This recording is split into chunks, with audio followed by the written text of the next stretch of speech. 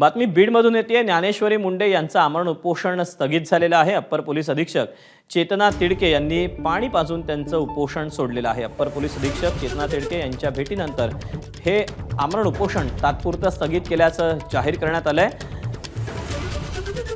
दरम्यान upper police अधीक्षक चेतना तिडके यांच्याकडून मुंडे कुटुंबियांना आरोपींच्या शोधासाठी आश्वासन दिलं गेलं। महादेव मुंडे हत्या प्रकरणातील आरोपी लवकरात लवकर त्यांना अटक करू असा विश्वास ठेवा, अशी ग्वाही अप्पर पोलीस अधीक्षक चेतना तिडके यांनी मुंडे कुटुंबियांना दिलेली आहे।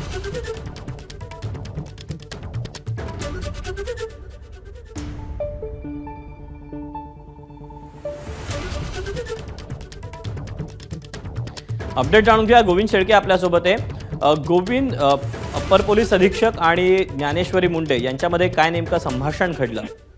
आपण बघतोय की ज्ञानेश्वरी मुंडे ज्या महादेव मुंडे यांच्या पत्नी आहेत त्या सकाळपासून कुटुंबासोबत उपोषणाला बसल्यात।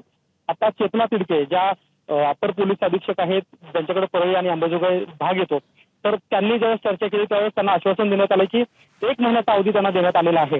वास्तविक पाहता मागच्या 15 दिवसापासूनच या तपासाला वेग आलाय।